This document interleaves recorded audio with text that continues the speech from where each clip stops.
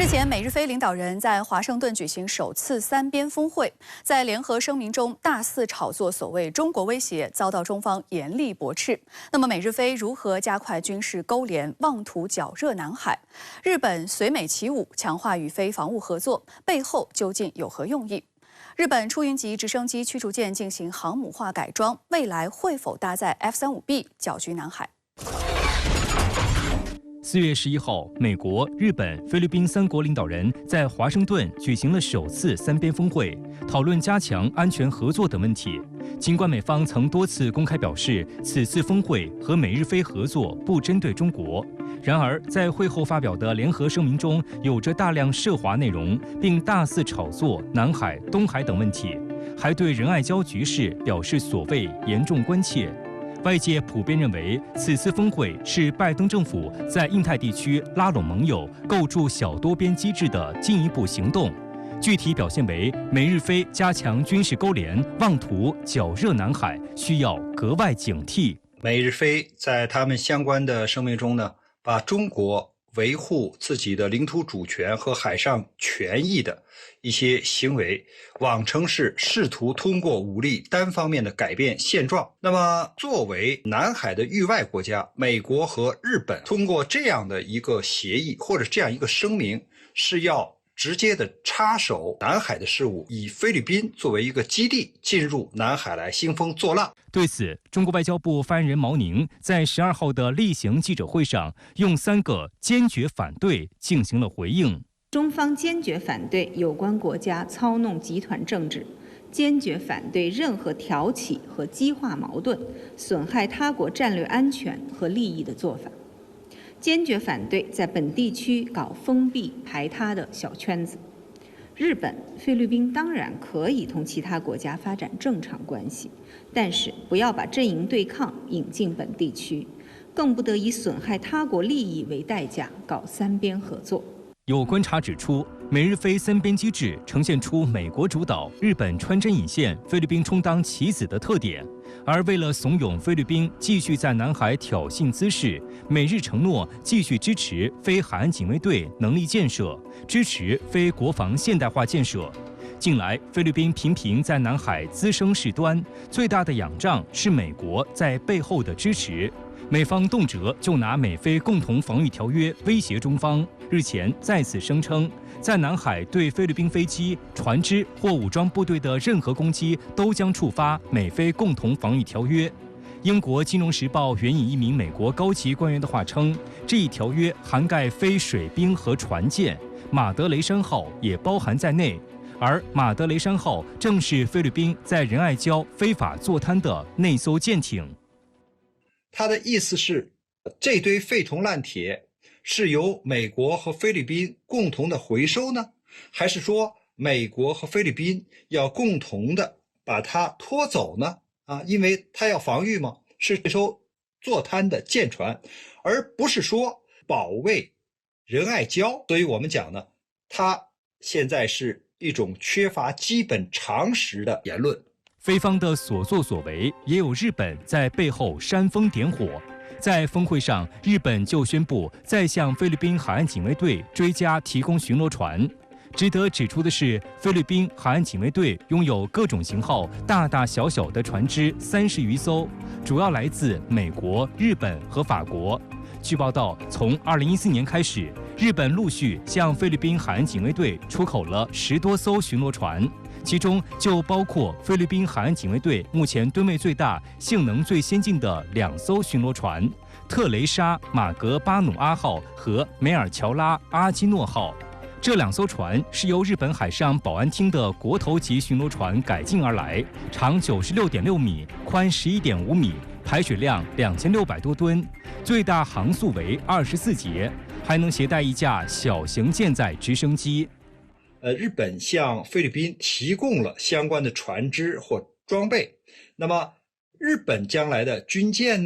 船只在南海活动的时候，就更有理由以菲律宾作为基地来进行活动。实际上呢，还是要通过向菲律宾提供这样的一些所谓援助，来把日本的军力向外扩张，来使菲律宾呢能够有更多的平台与它的邻居进行对抗。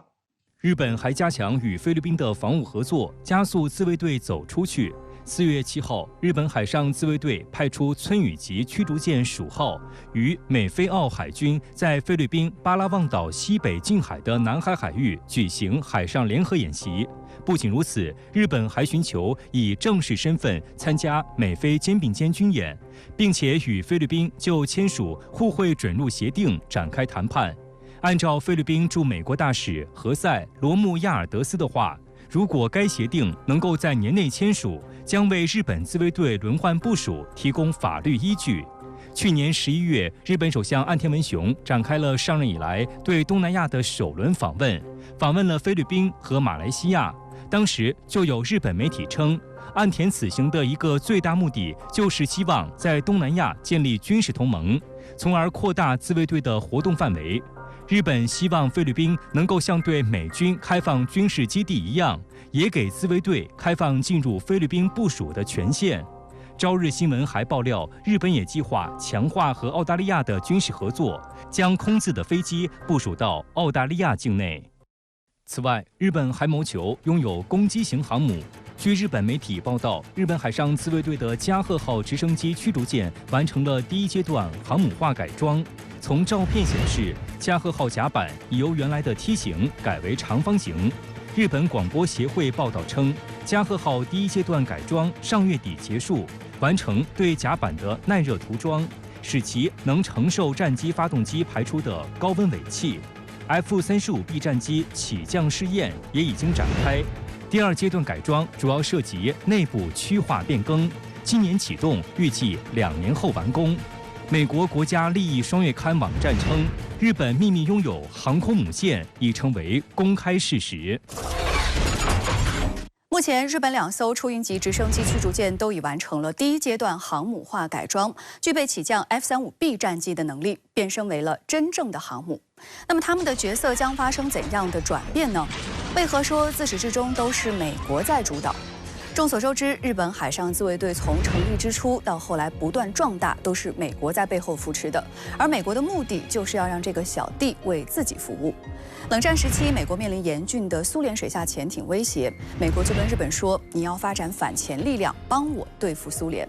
面对美国的这种要求，日本求之不得。到20世纪80年代中后期，日本自卫队编组了具备强大反潜作战能力的88舰队，尤其是出云级的问世，让世界都感到惊讶，因为其除了没有采用滑跃甲板之外，其他方面都和轻型航母毫无二致。当然，日本为了降低国际上特别是周边国家的疑虑，不断强调出云级是为了提高反潜能力而设计的，只是用于防御，不具备进攻性。表面上看，出云级装备有低频剑鞘声纳，并且通常携带7架 SH-60K 海鹰反潜直升机，似乎是以反潜为主。但实际上，出云级拥有舷侧升降机、4块有源相控阵雷达阵面、车辆滚装甲板、战术信息处理系统、海上作战部队指挥控制系统以及全球指挥控制系统、海军战术数据系统等等，属于多用途的大型海上航空作战平台。2艘出云级服役之后，日本海上自卫队就经常派他们跟随美国海军到处秀。比如出云号在改造前就曾跟随美海军在西太炫耀武力，并前往南海搅局，在菲律宾海大搞联合反潜。随着美国在战略上的重大转变，进行所谓的大国竞争，美国觉得日本海子不能只做保镖了，还要当打手。于是从美国采购了42架 F-35B 隐身战斗机，用来装备经过航母化改造之后的出云级。虽然日本媒体不断吹嘘出云号和加贺号搭载 F-35B 隐身战机之后具备很强的进攻作战能力，不过出云级最多可能搭载16架 F-35B 战机，而且也无法搭载固定翼预警机，就连预警直升机都没有。真正的攻击能力并没有日本媒体吹嘘的那么强。此外 ，F-35B 作为一款短距垂直起降战机，也有限制其战斗力的硬伤。F-35B 的发动机尾喷管采用的是可以向下转动的设计，为了确保战机的整体平衡，在驾驶舱后方设置了大型升力风扇，还在2翼根处设置了腋下平衡喷管，占据了较大的机内空间。作战半径都比 A、C 型要小，只有935千米。那么除了腿短之外呢，它的牙齿也不够锋利，它的弹仓要比 A、A、C 型都要短，能挂载的导弹和炸弹类型要少得多。比如 A、C 型都能够挂载重量为2000磅的炸弹，但是 F-35B 只能够挂载重量为1000磅的炸弹。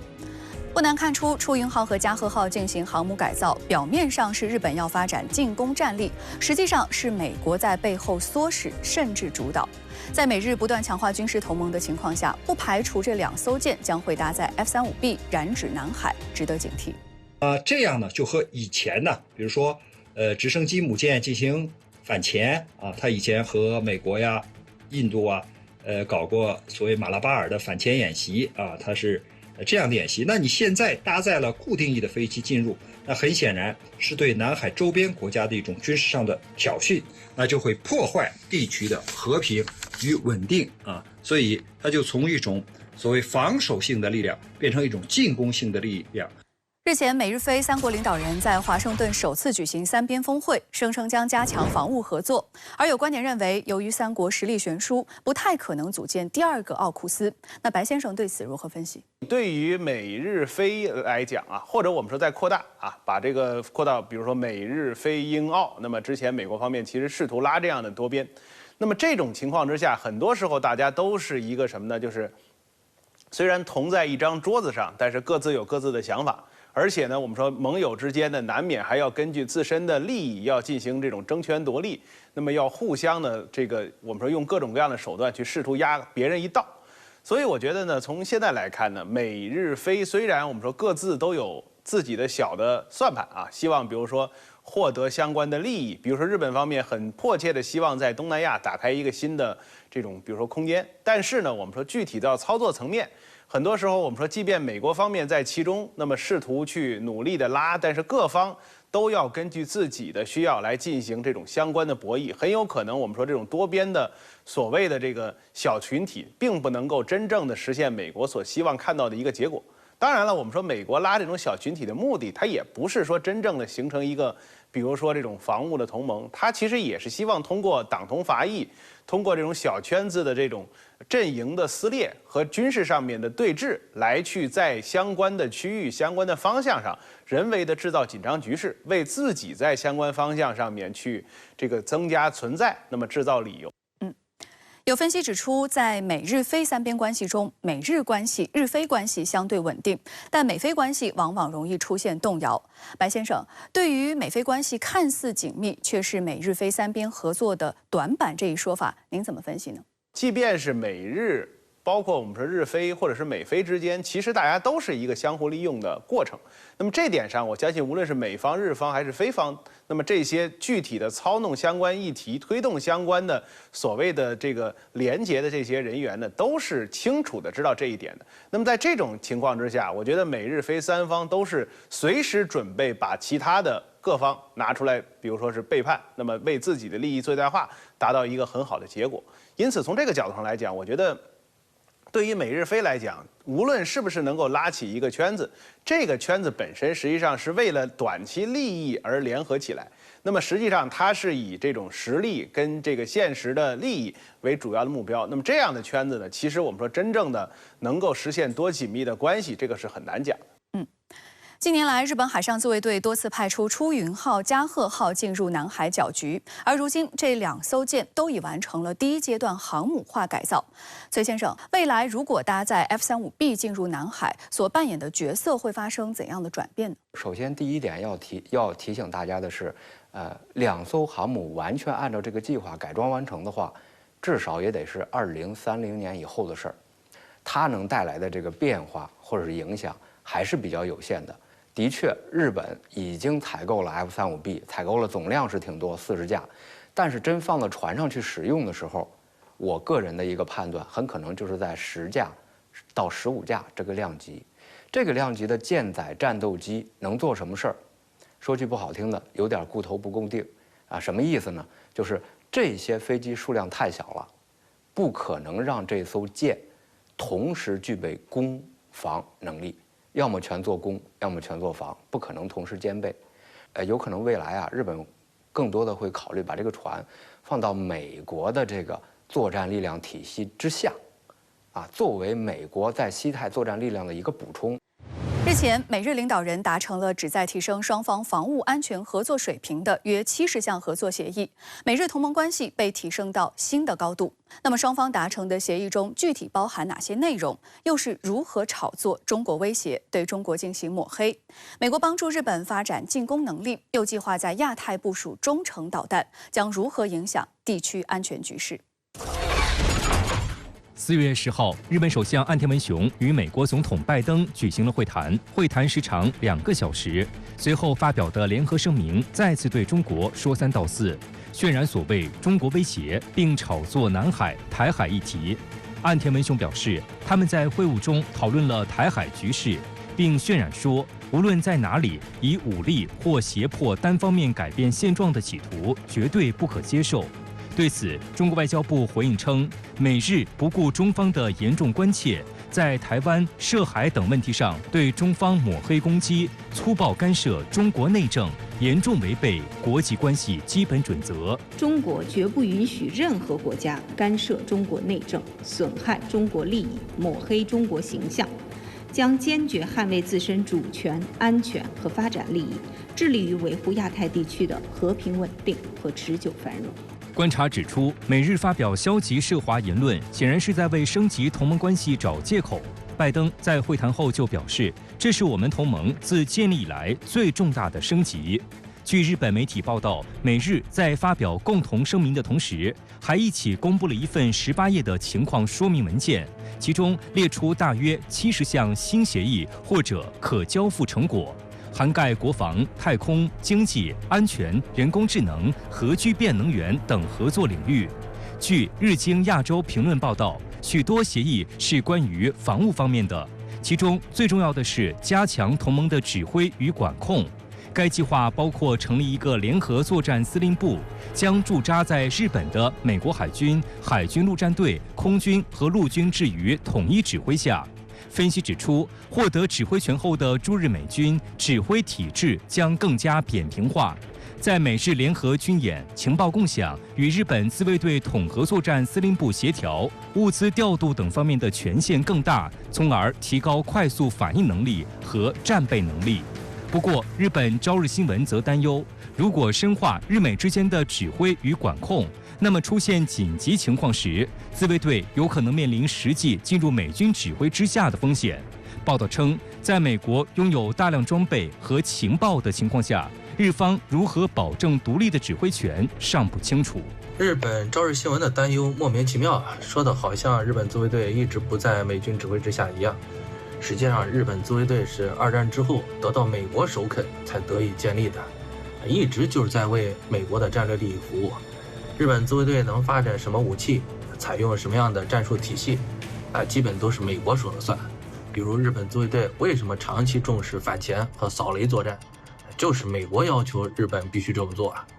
日本政府和日本自卫队现在是乐得让美军指挥的，表面上看似乎没有什么自主权，但实际上换来的却是美国对日本在军事领域的不断松绑，使得日本能够发展很多之前无法发展的进攻性武器啊。此外，美国不仅将与日本共同开发和生产武器，还将关注日本发展远程打击能力。根据协议，美国会优先处理日本提出的采购战斧巡航导弹需求，协助日本对军舰进行改造，以适配搭载战斧，并提供相关训练。近日，日本每日新闻网站报道了日美展开的一项联合训练，日方人员登上美军舰艇，学习如何使用战斧巡航导弹。报道称，在被蓝光照亮的作战指挥中心里，一名日本海上自卫队队员坐在屏幕前，一边操作设备，一边兴致勃勃地向一旁的美国同行提问。日本防卫大臣木原忍发表声明称，自卫队将持续加强远距离作战能力。防卫省希望在2026年第1季度结束前完成人员培训。根据日本防卫省的规划，美制战斧导弹将陆续配置到海上自卫队现役的8艘宙斯盾驱逐舰上，让这些舰艇兼顾弹道导弹防御和远距离攻击任务，成为攻防一体的平台。另据报道，日本计划建造的2艘1.2万吨级的新型宙斯盾舰同样能搭载战斧导弹。美国战区网站称，部署在西太地区的日本舰艇将可以随时打击1600千米外的地面和海上目标。美国在所谓的大国竞争中越来越感到力不从心啊，所以美国向日本提供战斧巡航导弹，并允许日本发展远程进攻性武器，是想让日本扮演实力更强的打手角色。与此同时，美国也在谋求在亚太部署中程导弹。据韩联社报道，美国太平洋司令部陆军司令查尔斯·福林4月6号表示，美国打算近期在亚太地区部署中程导弹。他还将此举的矛头指向中国。报道称，福林所说的新导弹发射系统很可能是美军代号为低风陆基中程导弹发射系统，能够发射标准6导弹和战斧巡航导弹。不过，福林并没有说明具体的部署时间和地点，这反映出美国很可能还没有和他的盟友谈妥。因为谁要是接纳美国在他那里部署低风导弹系统的话，就意味着将被美国牢牢地绑在战车上。美国太平洋司令部陆军司令从去年开始就已经多次鼓吹要在今年将低风陆基中程导弹系统部署到亚太。那么低风系统是什么来头？威力又怎样？一旦部署亚太，会对地区安全局势带来多大的影响呢？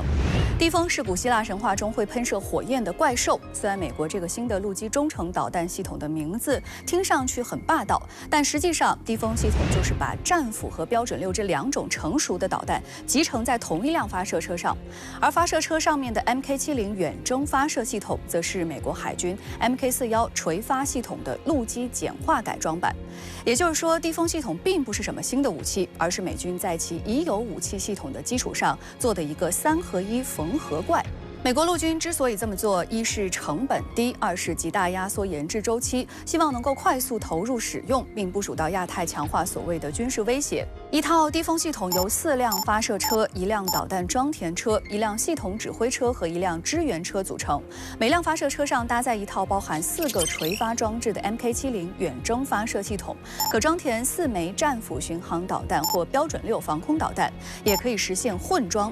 之所以选择这2种导弹呢，是基于美军对不同目标打击的考虑。标准6导弹是作为防空导弹而设计的，但同样具备一定的对地攻击能力。基本型弹体长6.6米，弹径0.34米，重1.5吨，战斗部重量64公斤，飞行速度3.5马赫。那么如果是执行防空反导任务，最大拦截距离是370千米。而以准弹道模式发射的话，打击海上和陆地目标时，射程则达到460千米。可以说，标准6是一款全能型的导弹。美国陆军为低风系统选择标准6，显然是要大大的增强作战灵活性。而战斧巡航导弹的弹体长度为6.1米，虽然要比标准6短一些，但是弹径达到了0.527米，再加上最大速度只有0.74马赫，因此其射程要比标准6远得多，最大可达2500千米。战斧巡航导弹采用了惯性加 GPS 加地形匹配的复合制导模式，还装有红外成像导引头，在打击2000千米目标的时候，原概率误差可以达到10米。此外，战斧导弹还装有双向卫星通信数据链，可以与卫星进行双向通信，使得战斧导弹具备了较强的航路规划能力，以及飞行过程中重新瞄准和打击目标的能力。可见，低风属于进攻性武器系统，还能够进行远程打击。在亚太部署的话，必然会对周边带来一定的威胁。不过，也不用夸大它的威胁，再怎么说也不如美国的军舰、军机，而且容易遭到打击摧毁。有观点认为，低风实际上是美国陆军和其他军种搞竞争、抢军费的产物。美国空军全球打击司令部负责人就曾批评，这想法重复而且愚蠢。近年来，美日还频频拉拢英国、法国等欧洲国家介入亚太地区事务。据日本共同社报道称，英国政府4月10号宣布，从2025年起，英军、日本自卫队及美军将在印太地区定期开展联合演习。英海军将派出以航母威尔士亲王号为核心的航母打击群，停靠日本的港口。值得注意的是，据俄罗斯卫星通讯社报道，去年12月底，英国国防大臣沙普斯在访日期间曾宣布，2025年访问日本的航母打击群将由伊丽莎白女王号航母领衔。如今悄然更换航母，凸显英国海军的窘境。今年2月，伊丽莎白女王号因螺旋桨存在机械故障退出北约冷战后最大规模演习，由威尔士亲王号代替参演。分析指出，英国海军未来一段时间内大概率能出动的航母只有威尔士亲王号1艘，而威尔士亲王号此前也多次出现故障。在这样的情况下，还打算跨越半个地球插手亚太事务，显然是很不明智的。美日领导人举行峰会之后，在联合声明中大谈台海和南海等涉华议题，其中在台湾问题上再谈不许改变现状。那白先生，美日在涉台议题上倒打一耙，您对此怎么分析呢？实际上，对于台海来讲，对于整个中华民族的统一事业来说，其实美国人希望维持的现状，当然绝不是海峡两岸中国人所希望看到的。那么从这个角度上来讲，我觉得美国的这种所谓现状，既不利于地区的和平和稳定，不利于中国的发展。当然，我们说其实也不利于中美两国的关系。那么美国呢，试图把台海和南海问题作为跟中国博弈的这种可以说是切入点，那么试图在台海两岸去制造一种敌对的关系，借此去阻碍中国的进步的速度。他试图通过比如说让日本变得军事实力更强，那么或者说比如说拉一些小圈子，那么试图通这种方式来实现一种离岸平衡的结果。所以在这种情况之下，我们说美国方面所谓的现状，最后到底是谁来破坏，是美国来破坏还是日本来破坏，都很难讲。所以我觉得对于美日来说，那么把台海问题作为一个炒作的点，为自己本国的穷兵黩武，为自己比如说日本方面的扩军去制造理由，这个当然我们说是属于一种大家都能看明白的意思。据日本共同社报道，英国政府近日宣布，从明年开始将与美日在印太地区定期开展3国联演，还要派遣威尔士亲王号航母打击群访问日本。那薛先生，英国此举有何目的呢？那么其海军实力能否支撑来亚太搅局呢？